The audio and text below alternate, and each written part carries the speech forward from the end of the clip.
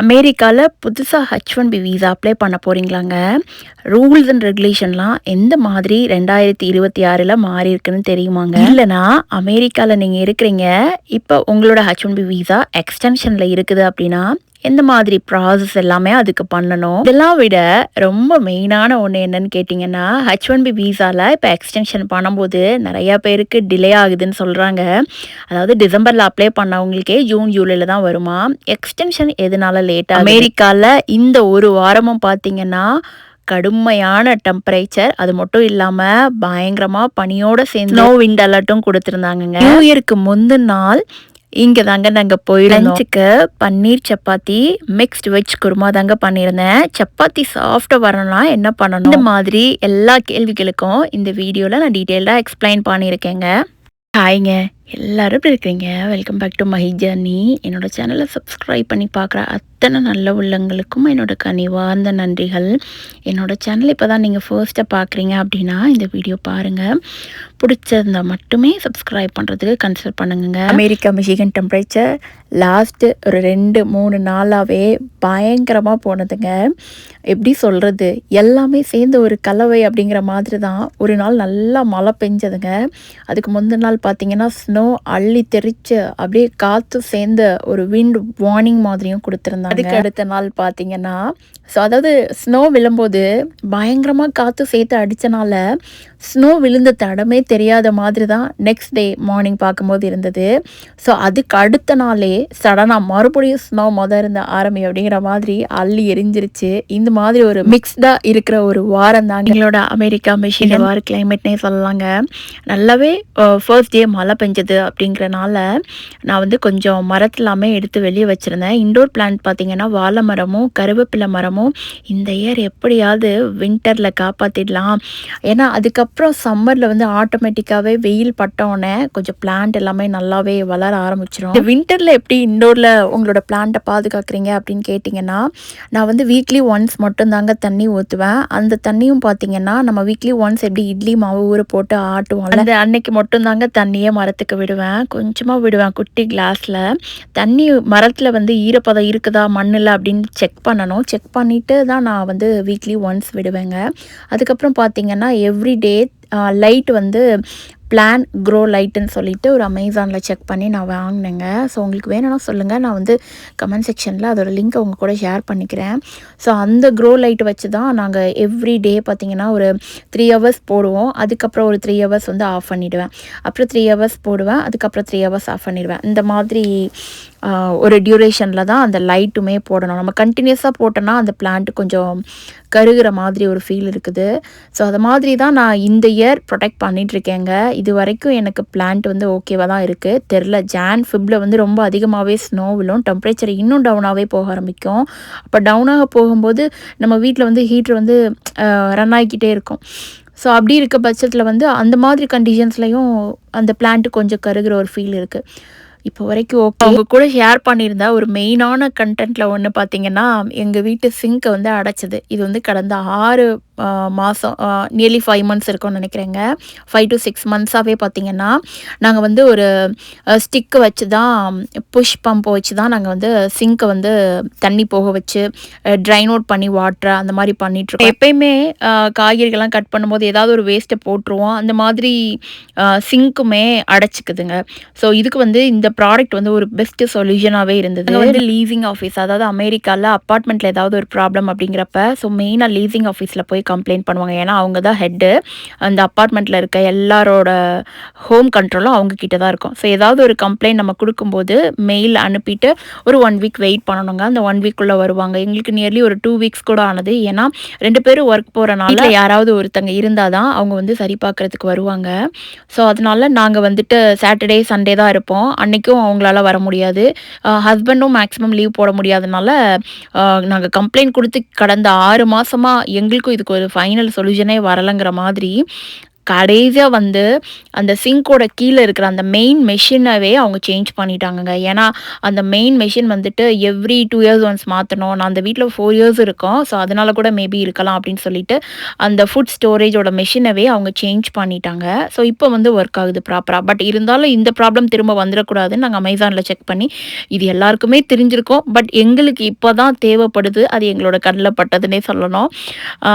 இதை வந்து நாங்கள் வாங்கினோம். ஸோ அதனால் இப்போ நிறைய பேர் அமெரிக்காவுக்கு புதுசாக வருவீங்க இல்லைங்க, சிங்க் இந்த மாதிரி ப்ராப்ளம் ஆகுறது தட் இஸ் நார்மல். அதனால தான் நான் ஷேர் பண்ணேன். யாராவது ஒருத்தங்களுக்கு யூஸ்ஃபுல்லாக இருக்கும் அப்படின்னு சொல்லிட்டு ஸ்க்ரீனில் காட்டியிருக்கேன் இல்லைங்க, அந்த லிங்க் அந்த நேம் அப்படியே நீங்கள் அமேசானில் கொடுத்தீங்கன்னா உங்களுக்கு வந்து அமேசானில் காட்டும். அந்த ப்ராடக்ட் வந்து ரொம்பவே யூஸ்ஃபுல்லாக இருக்குங்க. குட்டியாக ரைஸ் இருந்தால் கூட அது வந்து ஃபில்ட்ரு மாதிரி பிடிச்சிக்குது. அது நம்ம க்ளீன் அவுட் பண்ணால் தான் தண்ணி ட்ரைன் ஆகும் அப்படிங்கிற மாதிரி. எனக்கு அது வந்து பெஸ்ட்டான ப்ராடக்டாக பட்டதுங்க. ஸோ அதனால் ஷேர் பண்ணியிருக்கேன். உங்களுக்கு வேணும்னா யூஸ் பண்ணி. இன்னைக்கு நாம் என்ன ரொம்ப இன்ட்ரெஸ்டிங்கான ஒரு டாபிக் பேச போகிறோம் அப்படின்னு கேட்டிங்கன்னா, எல்லாருக்குமே இப்போ அமெரிக்காவில் ஒரு பெரிய பதட்டத்தை உண்டு பண்ண ஒரு இன்ட்ரெஸ்டிங்கான ஒரு ஃபேக்ட் தான். ஸோ பயமே உண்டு பண்ணியிருக்கு. அதை போய் இன்ட்ரெஸ்டிங் சொல்கிறீங்க அப்படின்னு கேட்டிங்கன்னா, ஆமாங்க, ஒவ்வொரு நாளும் அடுத்து அடுத்து என்ன நடக்குங்கிற மாதிரி நமக்கே ஒரு இன்ட்ரெஸ்ட் வர அளவுக்கு ட்ரம்ப் வந்து நிறையாவே சேஞ்சஸ் கொண்டு வந்துட்டுருக்காங்க. ஸோ அதனால தான் நான் அப்படி சொன்னேன். H1B வீசாவில் லாஸ்ட் இயருக்கும் இந்த இயருக்கும் நிறையாவே சேஞ்சஸ் வந்துருச்சு. ஏன் இப்போ வந்து நம்ம இந்தியா போனால் கூட திரும்ப நம்மளால் உள்ளே வர முடியுமாங்கிற ஒரு கொஷின்ஸ் வந்து இந்தியன்ஸ்க்கு இப்போ நிறையாவே வந்துடுச்சு. ஏன்னா அவ்வளோ சேஞ்சஸ் கொண்டு வந்திருக்காங்க. அதில் ஒரு மெயினான ஒரு 3 to 4 சேஞ்சஸ் வந்து நம்ம என்ன அப்படிங்கிறத பார்க்கலாம். இன்றைக்கி வந்து நான் லஞ்சு தாங்க ப்ரிப்பேர் பண்ணேன். ஸோ நல்லா ஸ்னோவில் ஸ்டார்ட் ஆகிடுச்சு. ஸோ லஞ்ச் முடிக்கிறதுக்குள்ளேயே ஸ்னோ வந்து நிறையவே வந்துருச்சு. இப்போ பால்கனியில் கொஞ்சம் தானங்க இருந்தது. ஆனால் இன்னும் கொஞ்சம் நேரத்தில் நம்ம லஞ்செல்லாம் சாப்பிட்டு முடிச்சதுக்கப்புறம் பார்த்திங்கன்னா நான் பால்கனியில் போட்டிருந்த அந்த கீழே ஃப்ளோர் டவலையும் தாண்டி ஸ்னோ வந்துருச்சு. ஸோ நெக்ஸ்ட் டே வந்து பயங்கரமாக விண்டுங்க. வந்த ஸ்னோ எல்லாமே அள்ளி எறிகிற மாதிரி ஸ்னோ வித் விண்டு அந்த மாதிரி ஒரு அலர்ட் டே தான். இன்றைக்கி வந்து நான் லஞ்சுக்கு வந்து சப்பாத்தி தான் பண்ணலான் இருந்தேன். ஸோ ப்ளைன் சப்பாத்தி வந்து சாப்பிட்டு போர் அடிச்சிருச்சு. சரி, பன்னீர் வித் ஆனியன் சப்பாத்தி பண்ணலான்னு சொல்லிட்டு தாங்க நான் பண்ணேன். அது ரெசிபி என்னங்கிறத நான் அப்படியே ஷேர் பண்ணியிருக்கேன். அஸ் யூஷுவல் எப்பயும் போல் நம்ம ஃப்ரிட்ஜில் என்னென்ன காய்கறி இருக்கோ அது எல்லாமே கொண்டு வந்து வெஜ் குருமா மாதிரி பண்ணியிருக்கேன். வெஜ் குருமாவில் நான் என்னென்ன ஆட் பண்ணுறேன் அப்படிங்கிறது எல்லாமே நான் வீடியோவில் காமிச்சிருக்கேங்க. ஸோ அதனால் இந்த ரெசிபி பிடிச்சிருந்தது அப்படின்னா சேவ் பண்ணி வச்சுக்கோங்க, ட்ரை பண்ணுங்கள். ஹெல்தி அண்ட் டேஸ்டியாகவுமே இருக்கும். H1B வீசா அப்படிங்கிறவங்க எப்படி வந்து அமெரிக்காக்குள்ளே வருவாங்க அப்படின்னு பார்த்தீங்கன்னா, நான் அது வந்து ஒரு பேசிக்காக சொல்கிறேங்க முதல்ல. ஏன்னா ரூல்ஸ் அண்ட் ரெகுலேஷன்ஸ் சொல்கிறதுக்கு முன்னாடி பேசிக்காக சொல்கிறேன். ஏன்னா புதுசாக கேட்குறவங்களுக்கு அப்படின்னா என்னென்னு தெரியாதுல்ல, அதுக்காக. அமெரிக்காக்குள்ளே H1B வீசாக்காரங்க எப்படி வருவாங்க அப்படின்னு பார்த்தீங்கன்னா, ஸோ லாட்ரி ப்ராசஸ்ங்க. அதாவது இப்போ நிறையா கம்பெனிஸ், ஒரு டாப் கம்பெனிஸாக எடுத்துப்பாங்க, டிவிஎஸ், அதில் ஒர்க் பண்ணுறவங்க வந்து வீசா வந்து எலிஜிபிள் ஆகிடுச்சு அவங்களுக்கு. ஸோ அதுக்கப்புறம் ஸ்டெப்ஸ் வந்து கம்பெனிலேருந்தே அவங்கள நல்லா ஒர்க் பண்ணுறாங்க, ஸோ இவங்களுக்கு டேலண்ட் இருக்குது, இவங்கள வந்து நம்ம ஹையர் பண்ணலாங்கிற மாதிரி ஒரு லாட்ரி ப்ராசஸ்க்கு கொண்டு வருவாங்க. ஸோ லாட்ரி ப்ராசஸ் அப்படிங்கிறது இப்போ நிறையா பேர் அப்ளை பண்ணுவாங்க இயர்லி. இப்போ ஒரு அந்த கம்பெனியில் மட்டுமே ஒரு 50 பேர் அப்ளை பண்ணுறாங்கங்கிறப்ப சென்னையில் டிவிஎஸ் நிறைய பிரான்ச்சஸில் இருக்கும். ஸோ அந்த மாதிரி ஒரு 1000 பீப்புள் அப்ளை பண்ணுறாங்க அந்த அமெரிக்காவில் இருக்க டிவிஎஸ் கம்பெனிஸ்க்கு அப்படிங்கிறப்ப, ஸோ அது ஒரு லாட்ரி ப்ராசஸில் எடுப்பாங்க. யாருக்கு இந்த ஆஃபர் கொடுக்கலாங்கிற மாதிரி ஒரு குழுக்கள் முறையில் தேர்ந்தெடுக்கிறவங்க ஒரு 10 பேர், 1000ல் ஒரு 10 பேரை செலக்ட் பண்ணும்போது அவங்க வந்து H1B வீசாவில் வந்து வந்து யூஎஸ்க்கு வருவாங்கங்க. அவங்க செலக்ட் ஆகிட்டாங்க அப்படின்னா இது வந்து கம்பெனியே பண்ணி அனுப்புகிற ஒரு ப்ராசஸ். இப்போ பேசிக்லேயே கை வச்சிட்டாங்க அப்படிங்கிற மாதிரி அங்கேருந்து தாங்க ஆரம்பிக்குது. ஃபர்ஸ்ட் கண்டிஷனே என்னன்னு பார்த்தீங்கன்னா, இப்போ வந்து அதை மாற்றிட்டாங்க. சம்பள அடிப்படையில் வந்து நமக்கு வந்து வேஜ் பேஸ்ட் லாட்ரின்னு சொல்கிறாங்கங்க. அதே இப்போ எப்படி மாற்றிருக்காங்க அப்படின்னு பார்த்தீங்கன்னா, லாட்ரியே வேணாம், அதை எடுத்துருங்க. ஸோ இப்போ வந்து யார் வந்து அந்த கம்பெனியில் அதிகமாக சம்பளம் வாங்குகிறாங்க, ஸோ அவங்களுக்கு முன்னுரிமை கொடுங்க அப்படிங்கிற மாதிரி என்னங்க அதிக சம்பளம் வாங்குறவங்க மட்டும்தான் இங்கே வர முடியுமா அப்படின்னு கேட்டிங்கன்னா, இது வந்து நான் சொல்லலை, அந்த ரூலை நான் இப்போ எக்ஸ்பிளைன் பண்ணுறேன், அவ்வளோதாங்க. அதிக சம்பளம், அது மட்டும் இல்லாமல் அதிக திறன் கொண்டவங்களை மட்டுமே விண்ணப்பிக்கிறதுக்கு முன்னுரிமை காட்டுங்க அப்படிங்கிற மாதிரி ஃபஸ்ட்டு கண்டிஷனாகவே இதை சொல்கிறோம். அதுக்கப்புறமா செகண்ட் கண்டிஷன்ஸ் கேட்டிங்கன்னா இன்னும் கொஞ்சம் ஷாக்காகுங்கிற மாதிரி செகண்டாக என்ன கொண்டு வந்திருக்காங்க இப்போ அப்படின்னு பார்த்தீங்கன்னா, ஆக்சுவலி 2025 செப்டம்பர் 21 இந்த ரூல்ஸ் வந்துட்டு ப்ரொசீட் பண்ணிட்டாங்கங்க. அதாவது இப்போ லாட்ரி ப்ராசஸில் தான் ஒரு H1B வீசா வந்து அமெரிக்காக்குள்ளே வராங்க. பட் அதவே எப்படி மாற்றிட்டாங்கன்னா, ஃபர்ஸ்ட் ரூல் நான் சொன்ன மாதிரி இப்போ செகண்ட் ரூல் பார்த்தீங்கன்னா, ஒருத்தங்க வந்து அமெரிக்காக்குள்ளே வரணும் அப்படின்னா ஒரு கம்பெனி தான் ஸ்பான்சர் பண்ணுவாங்க அப்படின்னு சொன்னேன். அங்கவே ஒரு செக் வைக்கிறாங்கங்கிற மாதிரி அந்த கம்பெனிக்காரங்க இப்போ நம்மளை வந்துட்டு ஒரு ப்ராசஸ்க்குள்ளே H1B வீசாக்குள்ளே கொண்டு போகிறாங்க அப்படிங்கிற கம்பெனிக்காரங்களே 1 lakh பே பண்ணி தான் நம்மளை ஹையர் பண்ணணுங்கிற மாதிரி கொண்டு வந்திருக்காங்க. முன்னாடி இருந்ததான்னு கேட்டிங்கன்னா இல்லைங்க, எந்த பேமெண்ட்டுமே கிடையாது. பட் இப்போ தான் அந்த பேமெண்ட் ப்ராசஸ் எல்லாமே கொண்டு வந்திருக்காங்க. புதுசாக அப்ளை பண்ணுறாங்க இல்லைங்க H1B வீசா, அதாவது அமெரிக்காவுக்கு புதுசாக வர்றவங்களுக்கு இந்த ரூல்ஸ் வந்து அப்ளிகபிள் அப்படின்னு சொல்லியிருக்காங்க. சரிங்க, இப்போ புதுசாக வரவங்களுக்கு இந்த மாதிரி ரூல்ஸ் 2 ரூல்ஸ் ஒரு ஸ்ட்ரிக்டாக சொல்லியிருக்காங்க. ஆல்ரெடி நாங்கள் அமெரிக்காவில் H1B வீசாவில் தாங்க இருக்கோம், எங்களுக்கு ஏதாவது சேஞ்சஸ் இருக்குதா அப்படின்னு கேட்டிங்கன்னா, ஆல்ரெடி ஏற்கனவே அமெரிக்காவில் இருக்கிறவங்களுக்கு வந்து H1B வீசாவில் எக்ஸ்டென்ஷன் பண்ணுவோம்லங்க, 3 years ஒன்ஸ் பண்ணுவாங்க. ஸோ அந்த மாதிரி அதாவது வீசா நீடிப்புன்னு சொல்லுவோம், எக்ஸ்டென்ஷன் பண்ணுவாங்க அவங்களுக்கும். அப்புறம் F1 மாணவர்கள், அதாவது வீசாவிலிருந்து ஒரு H1B வீசாவுக்கு வந்து சேஞ்ச் ஆவாங்க, அதாவது ஸ்டூடெண்ட்ஸ் இங்கே படிக்கிறவங்க. ஸோ இந்த மாதிரி இருக்கவங்களுக்கு கூடுதல் கட்டணம் வந்துட்டு எந்த ப்ராசஸும் அப்ளிகபிள் இல்லை அப்படின்னு சொல்லியிருக்காங்க. இதெல்லாம் அடுத்து இன்னொன்று வருதுங்க, 3வது கண்டிஷன்ஸ். அது என்னன்னு கேட்டிங்கன்னா இன்னுமே கொஞ்சம் ஷாக்காக தான் இருக்கும். அதாவது சோஷியல் மீடியா வெட்டிங் அப்படின்னு சொல்கிறாங்க. இது தமிழில் சொல்லணும்னா சமூக ஊடகம் ஆய்வு. அதாவது இதை பற்றி எக்ஸ்பிளைன் பண்ணுறதுக்கு முன்னாடி இந்த ரூல் எப்போ இருந்து அப்ளிகபிள்னு சொல்கிறேங்க, December 15th 2025 இது அப்ளிகபிளில் தான் வச்சுருக்காங்க. ஐ திங்க் அதுதான் இப்போ பப்ளிக்காகவே போயிட்டுருக்கு அப்படின்னே சொல்லணும். அதாவது நிறைய பேருக்கு எக்ஸ்டென்ஷனில் இப்போ இந்த டிசம்பரில் எக்ஸ்டென்ஷன் அப்ளை பண்ணவங்களுக்கு அதாவது ரொம்பவே தள்ளி வரும், அதாவது உங்களோட ரிசல்ட் பார்த்திங்கன்னா ஜூலையில் தான் வரும் அப்படின்னே சொல்லியிருக்காங்க. இதனாலவே நிறையா பேர் இங்கே அமெரிக்காவில் இருக்க முடியாமல் திரும்ப பேக் நம்ம இந்தியாவுக்கு போயிருக்கிறவங்களும் நிறைய பேர் இருக்கிறாங்க. ஸோ இதோட உள் டீட்டெயில்ஸ் என்ன அப்படின்னு கேட்டிங்கன்னா, ஸோ அதாவது H1B வீசா எக்ஸ்டென்ஷனில் இப்போ நம்ம அப்ளை பண்ணியிருப்போம்லங்க, இப்போ December 15 அப்ளை பண்ணவங்களுக்கு அவங்க கூட இருக்கிறவங்க H4 டிபெண்டன்ட் வீசான்னு சொல்லுவோம். ஸோ இந்த மாதிரி அவங்க கூட இருக்கவங்களும் H1B அப்ளை பண்ணியிருக்கவங்களும் எக்ஸ்டென்ஷனுக்கு நான் சொல்கிறது, அவங்களோட சமூக ஊடக பக்கங்களை வந்து பப்ளிக்காக வச்சுருங்க அப்படிங்கிற மாதிரி சொல்லியிருக்காங்க. ஐ மீன் சோஷியல் மீடியா ப்ரொஃபைல்ஸை வந்து பப்ளிக்கில் செட் பண்ணி வச்சுருங்க. ஏன்னா உங்களோட பப்ளிக்கில் இங்கே செட் பண்ணி வைக்கும்போது உங்களை பற்றின டீட்டெயில்ஸ் நாங்கள் வந்து வெரிஃபிகேஷன் அண்டர் ப்ராசஸில் செக் பண்ணிகிட்ருக்கோம். நீங்கள் எக்ஸ்டென்ஷன் பண்ணியிருக்கும்போது உங்களோட எல்லா டீட்டெயிலும் நாங்கள் செக் பண்ணுறோம் அப்படிங்கிற மாதிரி சொல்லியிருக்காங்க. ஸோ அதனால தான் 2026 மார்ச் அப்படி இல்லைனா ஜூலைக்குள்ளே உங்களுக்கு உங்களோட எக்ஸ்டென்ஷன் டீட்டெயில்ஸை ஓகேவா இல்லையாங்கிற மாதிரி வரும். ஸோ அதனால கொஞ்சம் டேட் வந்து கொஞ்சம் இன்னுமே தள்ளி போகும் அப்படின்னு சொல்லியிருக்காங்க. இதுக்கு ஒரு மெயின் ரீசன் இது தான். ஸோ நீங்கள் ஏதாவது ஒரு பப்ளிக் சோஷியல் மீடியா ப்ரொஃபைல்ஸ் வச்சுருந்தீங்கன்னா everything please can change it as public அப்படிங்கிற மாதிரி ஒரு கண்டிஷன்ஸ் அங்கே. இது நான் வந்து சப்பாத்தி பசையும் போது தயிர் ஆட் பண்ணேங்க, இதை நான் சொல்ல மறந்துட்டேன். ஏன்னா நிறையா இது காட்டியிருக்கேன், அது என்னென்னு தெரியும். தயிர் கொஞ்சம் கட்டியாக இருந்தனால அது தயிரா இல்லை வந்து கண்டென்ஸ்டு மில்கா அப்படிங்கிற மாதிரி ஒரு கன்ஃபியூஷனாக வந்துடக்கூடாதுங்கிறனால தான் சொன்னேங்க. எதனால நான் வந்து தயிர் ஆட் பண்ணி சப்பாத்தி பிசைஞ்சேன் அப்படின்னா ரொம்பவே சாஃப்டாக இருக்கும். நீங்கள் வந்து நெக்ஸ்ட் டே கூட சப்பாத்தி எடுத்து நீங்கள் பிச்சு சாப்பிடும்போது அவ்வளோ சாஃப்டாக இருக்குங்க. ஸோ இட்ஸ் லைக் ஒரு ஃபர்மெண்டேஷன் மாதிரி தான். கடையிலலாம் இந்தியன் ஸ்டோர்ஸ்லாம் இப்போ நிறையாவே கிடைக்குதுங்க. Paneer chapati, onion chapati, mixed veg chapati, இது எல்லாமே நம்ம வீட்டிலே பண்ணிடலாம். ஸோ நான் அப்கமிங் வீடியோஸில் என்னோடய ரெசிப்பியில் நான் உங்கள் கூட ஷேர் பண்ணிக்கிறேங்க. என்கிட்ட இருக்கிற வெஜ்ஜீஸ் வச்சு தான் எனக்கு வெஜ் குருமா பண்ணேன்.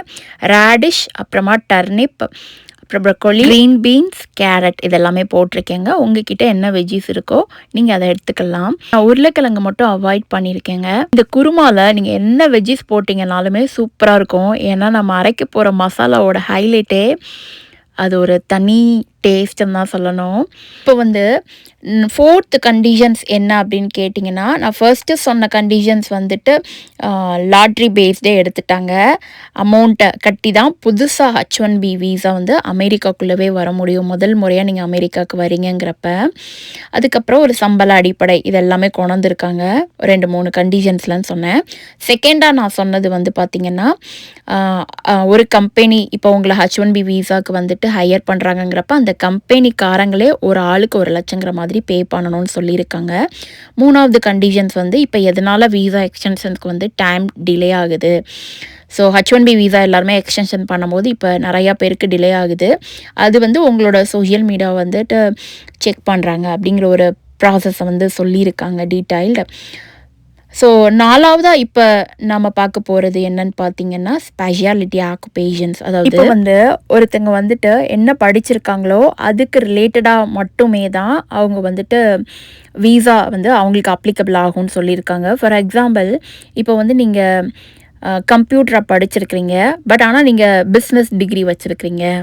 For example master of business application MBA படிச்சிருக்கிறீங்க, ஆனால் நீங்கள் வந்துட்டு கம்பெனி மூலமாக செலக்ட் ஆகி நல்லா ப்ராஜெக்ட் மேனேஜர் ஆகி ஆனால் நீங்கள் வந்து வர்றது வந்து பார்த்திங்கன்னா கம்ப்யூட்டர் என்ஜினியராக நீங்கள் வந்து அமெரிக்காக்குள்ளே வரீங்கிறப்ப அவங்களுக்கு வந்து வீசா வந்து கிடைக்காது, ரொம்ப கஷ்டமாக இருக்கும் அப்படிங்கிற மாதிரி சொல்லியிருக்காங்க. அவங்கள வந்து நாங்கள் கணக்கில் எடுக்க மாட்டோம். ஸோ உங்கள் ரிலேட்டட் குவாலிஃபிகேஷன் உங்களுக்கு இருக்கணும்னு சொல்லியிருக்காங்க. இப்போ நீங்கள் கம்ப்யூட்டர் ஃபீல்டு இன்ஜினியராக வரீங்கன்னா நீங்கள் அதுக்கு ரிலேட்டட் பேஸ் தான் படிச்சிருக்கணும் அப்படின்னு சொல்லியிருக்காங்கங்க. அதுக்கப்புறம் அதிலவே இன்னொரு சப் கேட்டகரியும் கொண்டு வராங்க, இன்னொரு ரூல் அப்படிங்கிற மாதிரி. அது என்னன்னு பார்த்தீங்கன்னா இப்போ ஒருத்தங்க H1B வீசாக்கு அப்ளை பண்ணுறாங்கங்கிறப்ப அவங்க வந்து 2-3 கம்பெனி மூலமாக அப்ளை பண்ணுறாங்க. எப்படியாவது நம்ம அமெரிக்காக்குள்ளே வரணும் அப்படின்னு சொல்லிட்டு 2-3 கம்பெனிஸ் மூலமாக அப்ளை பண்ணுறாங்க. TCS மூலமாக அப்ளை பண்ணுறாங்க, இல்லை இதுக்கு முன்னாடி அவங்க ஒர்க் பண்ண வேறு ஏதோ விப்ரோ கம்பெனிஸ் மூலமாக அப்ளை பண்ணுறாங்க. நான் ஒரு எக்ஸாம்பிளுக்கு மட்டுமே தாங்க சொல்கிறேன். 2-3 கம்பெனிஸில் ஒருத்தங்களோட நேம்லேயே அப்ளை பண்ணுறாங்கங்கிறப்ப அவங்கள வந்துட்டு ஒரே ஒரு யுனிக்யூ பெனிஃபிஷரி மட்டுமே தான் நாங்கள் எடுத்துப்போம் அப்படின்னு சொல்கிறாங்க. இத்தனை வேறு கம்பெனிலேருந்து வந்தாலும் உங்களுக்கு வந்து ஒரே நேம் தானே இருக்கும். ஸோ ஒரே நேம், உங்களோட டீட்டெயில்ஸ் வந்து ஒன்று தான்.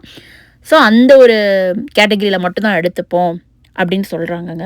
ஐ ஹோப் நான் சொல்ல வர பாயிண்ட் வந்து உங்களுக்கு புரிஞ்சிருக்கும்னு நினைக்கிறேங்க. நியூ இயருக்கு முன்னாடி நாள் பார்த்தீங்கன்னா நாங்கள் வந்து எங்கள் வீட்டு நெய்பர்ஹுட் ஏஞ்சலினா ஆண்டி அவங்க வந்துட்டு அமெரிக்கனுங்க. அவங்க வந்து எங்களோட க்ளோஸ் ஃப்ரெண்டுன்னு சொல்கிறத விட எப்படி சொல்கிறதுன்னு கேட்டிங்கன்னா, இப்போ வந்து எங்கள் கூட பேரண்ட்ஸ் இருந்தால் எப்படி இருக்கும், நம்ம கூட பேரண்ட்ஸ் இருக்காங்க அப்படின்னு ஒரு நம்ம கொஞ்சம் ஒரு சப்போர்ட்டிவாகவும் ஹாப்பியாகவும் ஒரு ஃபீல் இருக்கும்லங்க. ஓகே, நமக்கு அடுத்துக்கு ஒரு ஹெல்ப்புக்கு ஒரு ஆள் இருக்கிறாங்க அப்படிங்கிற மாதிரி ஒரு பர்சன் தாங்க அவங்க 2 பேரும் ஏஞ்சலினா ஆண்டி. ஸோ அவங்கள வந்து நான் ஒரு பேரண்ட் பொசிஷனில் தான் வச்சு பார்க்க ஆசைப்பட்றேன். அந்த மாதிரி தான் அவங்களோட ஃபேமிலியில் எந்த ஃபங்க்ஷனாக இருந்தாலும் எங்களை கூப்பிடுவாங்க, எங்ககிட்ட ஷேர் பண்ணுறது, எங்ககிட்ட பேசுகிறது. ஸோ அவங்க வந்து ஒரு ரியலி கிஃப்ட்டுன்னு தாங்க நான் நினைக்கிறேன். இதெல்லாம் நான் முன்னாடி யோசித்து பார்த்ததே கிடையாது. இப்போ ஒரு 4 to 5 years நாங்கள் இங்கே இருக்கிறோம் இல்லைங்க, அவங்கள எங்களுக்கு நல்லாவே தெரியும். அப்போ நான் யோசித்ததே கிடையாது, பேசுவேன் வைப்பேன். பட் எங்களுக்கு ஒரு ஹெல்ப்புன்னு வரும்போது அவங்க வந்து ஃபஸ்ட்டாக நிற்பாங்களா, அப்போ தான் நான் யோசித்து பார்க்குறேன், நம்ம இவ்வளோ வருஷத்தில் ஒரே ஒரு பீப்புள், ஒரு குட் ஹார்ட்டட் பீப்புளாவது நம்ம சம்பாதிச்சு வச்சுருக்கோம்ல அப்படின்னு இப்போ தாங்க யோசிக்கிறேன். அது வந்து ஏதோ சொல்லுவாங்கல்லங்க, நமக்குன்னு ஒன்று வரும்போது தான் நமக்கு பின்னாடி எத்தனை பேர் இருக்காங்கன்னு நமக்கு தெரிய வரும் அப்படின்னு. அதில் வந்து அந்த ஒரு பர்சன் வந்து ஸோ ஸ்வீட் தாங்க என்றைக்குமே. இந்த இயர் எண்டுக்கு ஒரு குட்டி பார்ட்டி செலிப்ரேஷன் மாதிரி தாங்க அவங்க கூட போயிருந்தோம். ஸோ அதாவது கிட்ஸ் ஒரு ஃபன் ஆக்டிவிட்டி மாதிரி தான். இதுக்கு முன்னாடி நான் சக்கி சீஸ் போயிருந்தப்போ கூட நான் ஷேர் பண்ணியிருக்கேங்க அவங்க கூட. ஸோ இது வந்து ஒரு கிட்ஸுக்கு ப்ளே ஸ்டேஷன் மாதிரி. பசங்க ரணதீரனையும் மிதிலனையும் அங்கே கூட்டிகிட்டு போய் நாங்கள் 4 பேர் அவங்க கூட ஒரு குட்டி குழந்தைங்கள மாதிரி விளையாண்டோங்கிற மாதிரி தான் அதை நான் ஷேர் பண்ணியிருக்கேங்க. அதாவது அங்கே என்ன ஆஃபர் போட்டிருந்தாங்கன்னு பார்த்தீங்கன்னா, நியூ இயர்க்கு முந்தின நாள் ஒரு கிட்ஸ் பார்ட்டி செலிப்ரேஷன் மாதிரி. அங்கே வந்து ட்ராகன் வந்து காஸ்டியூம் போட்டு ஒரு 30 to 40 minutes அந்த ப்ளே ஏரியா ஃபுல்லாக சுற்றி வருவாங்க. அதுக்கப்புறமா கிட்ஸுக்கு வந்துட்டு சாக்லேட்ஸ்லாம் கொடுப்போம் அப்படிங்கிற மாதிரி ஒரு சொல்லியிருந்தாங்க, கிட்ஸ் பார்ட்டி மாதிரி. சரின்னு சொல்லிவிட்டு நாங்கள் மார்னிங் வந்து அரௌண்ட் ஒரு பார்த்திங்கன்னா 10 o'clock அங்கே உள்ளே போனோங்க. மதியம் வந்து 1 மணி வரைக்கும் அங்கே ஸ்டே பண்ணோம். நம்ம வந்து டிக்கெட் எடுத்துட்டோம் அப்படின்னா நமக்கு வந்துட்டு அடல்ட் வந்து ஒரு கிட்டுக்கு 2 அடல்ட் போகலாம். ஸோ அப்போ என்னோடய பையன் ரணதீரனுக்கும் மிதிலனுக்கும் டிக்கெட் எடுத்துகிட்டு நாங்கள் 4 பேரும் அங்கே உள்ளே போனோங்க. கிட்ஸுக்கு வந்துட்டு அங்கே இருக்கிறது எல்லாமே யூஸ் பண்ணுறதுக்கு வந்து 1 day ஃபுல்லாக கூட நீங்கள் ஸ்டே பண்ணலாம். பெர் ஹெட்டுக்கு பார்த்திங்கன்னா $15 or $19. ஸோ நாங்கள் என்ன நினச்சி போனோம் அப்படின்னா அங்கே வந்து பீஸா கொடுப்பாங்க. ஸோ ஒரு சில கிட்ஸ் ப்ளே ஏரியாலலாம் பீஸாவும் சேர்ந்தே இருக்குங்க. நம்ம வேணும்னா நம்ம ஆர்டர் பண்ணி சாப்பிட்டுக்கலாம். லஞ்சோ டின்னரோ ஸ்நாக்கோ உள்ளே வச்சுருப்பாங்க, ஆர்டர் பண்ணி சாப்பிட்டுக்கலாம் அப்படின்னு நினச்சி தான் நாங்கள் போனோம்.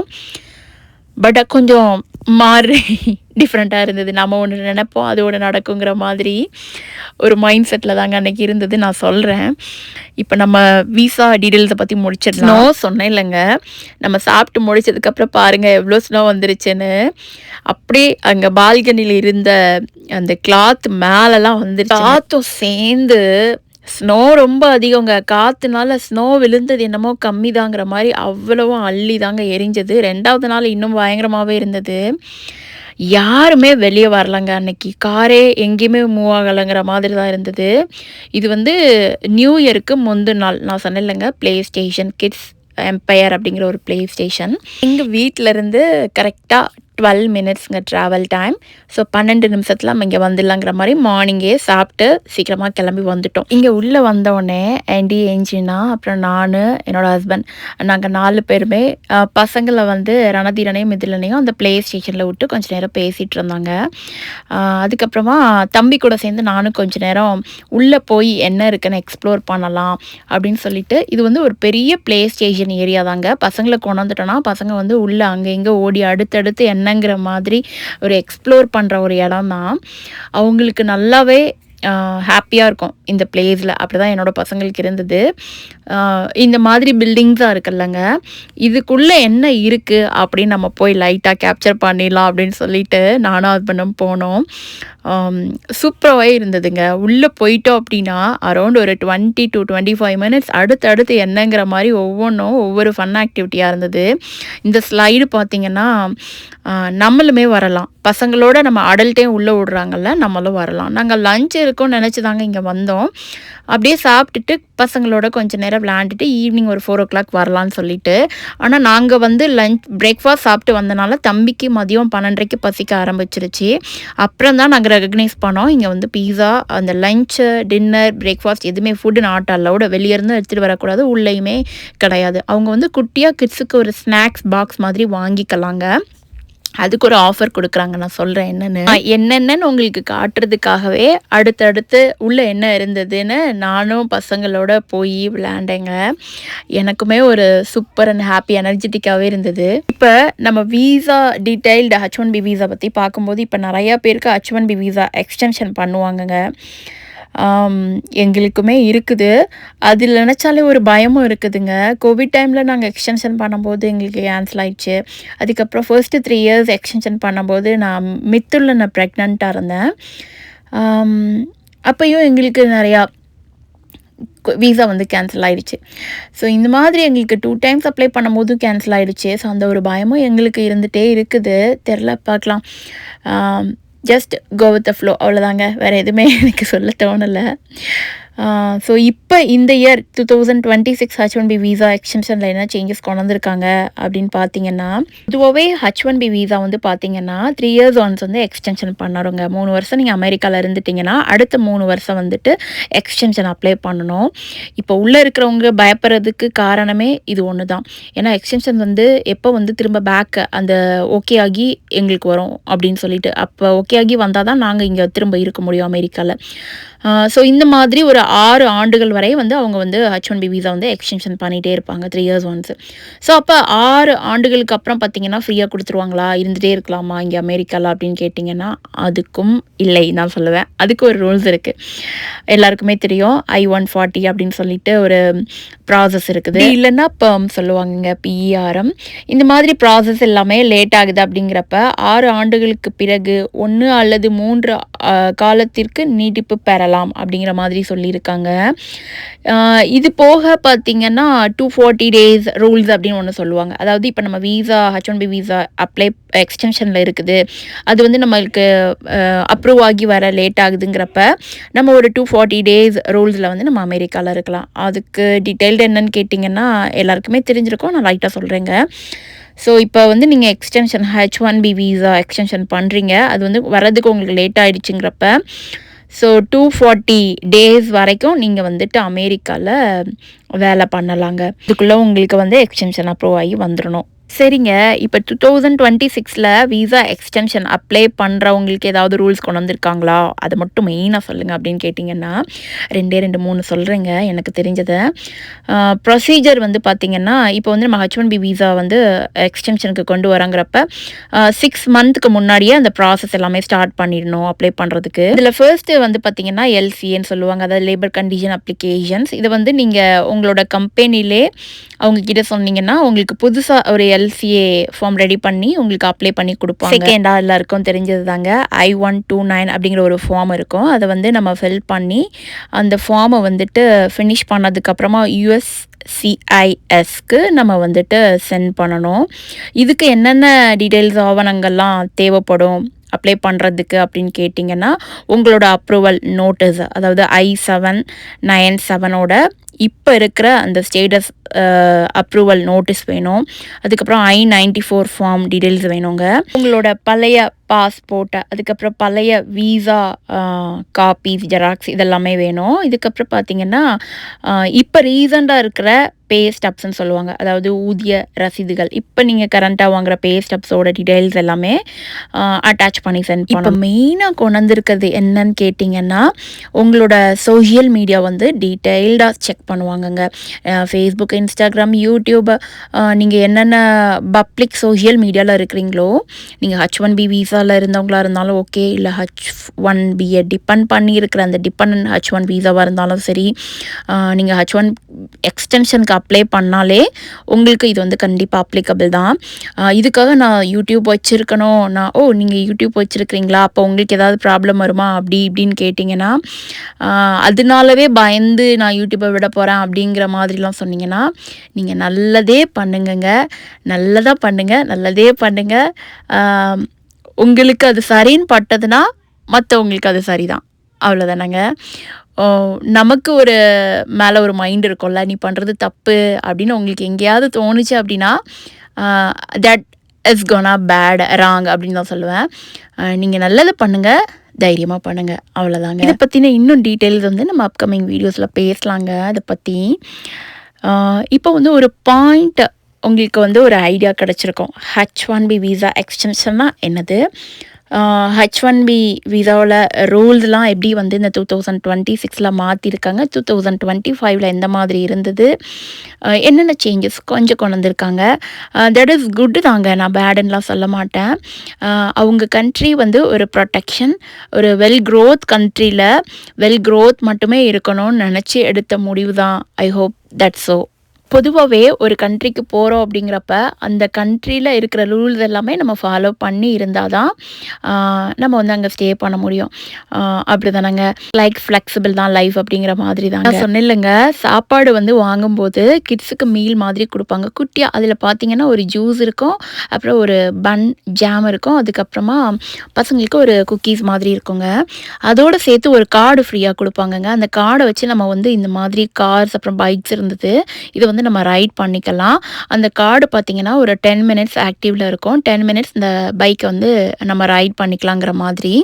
இது வந்து ஒரு ஃப்ரீ கார்டு தான். நம்ம லஞ்ச் வாங்கினோன்னா அந்த கார்டு சேர்த்து ஒரு $5 இருக்குங்க. அதாவது பசங்களை வந்து ஒரு ஆளுக்கு ஒரு $15 to $19ங்கிறப்ப இங்கே வந்து நம்ம ஒரு டே ஃபுல்லாக ஸ்டே பண்ணிக்கலாங்கிறப்ப ஒர்த்து தாங்க. ஒரு டே ஃபுல்லாலாம் ஸ்டே பண்ண முடியாது, எப்படின்னா பசங்களுக்கு பசிச்சிரும். ஒரு 3 to 4 ஹவர்ஸ் தான் பசங்களும் விளையாடுவாங்க, அதுக்கப்புறம் அவங்களுமே டயர்ட் ஆயிடுவாங்க. நியூ இயர் செலிப்ரேஷனும் போயிட்டு இருந்ததுங்க. இங்கே வந்து வேறெல்லாம் என்ன பண்ணுறாங்கன்னு கேட்டிங்கன்னா, பார்ட்டி ஹால் மாதிரியும் பக்கத்தில் வச்சுருந்தாங்கங்க. பார்ட்டி ஹால் பற்றின டீட்டெயில்ஸ் எனக்கு தெரியலை. ஸோ இந்த வெப்சைட்டில் போய் உங்களுக்கு வேணும்னா செக் பண்ணி பாருங்கள், உங்கள் லொக்கேஷன் நியர்பை இருந்தது அப்படின்னா. அரௌண்ட் 1 o'clock இருக்குங்க. தம்பி 2 பேருக்குமே பசிக்க ஆரம்பிச்சிருச்சு. சரி போதும் அப்படின்னு சொல்லிட்டு நாங்கள் 1 o'clock பேக் அகைன் வீட்டுக்கு கிளம்பிட்டோம். என்னோட சேனலை இப்போ தான் நீங்கள் ஃபர்ஸ்ட்டாக பார்க்குறீங்க, இந்த வீடியோ உங்கள் கண்ணில் இப்போ தான் ஃபர்ஸ்ட்டாக படுது அப்படின்னா பிடிச்சிருந்தா சப்ஸ்கிரைப் பண்ணி வச்சுக்கோங்க. அப்போ தான் நான் அடுத்தடுத்து போடுற வீடியோஸ் உங்களுக்கு ரீச் ஆகும். என்னோட ஜேர்னியில் ஒவ்வொரு வீக்கும் நான் இந்த மாதிரி ஃபீல் பண்ணுறேன். அப்புறமா எனக்கு தெரிஞ்ச குட்டி குட்டி குக்கிங்ஸ், எனக்கு தெரிஞ்ச குட்டி குட்டி இன்ஃபர்மேஷன்ஸ் எல்லாமே அமெரிக்காவில் எப்படி இருக்குதுங்கிறத நான் உங்கள் கூட ஷேர் பண்ணிகிட்டே இருக்கிறேங்க. வீடியோ ஃபுல்லாக பார்த்த எல்லாருக்கும் என்னோட மனமார்ந்த நன்றிகள்ங்க.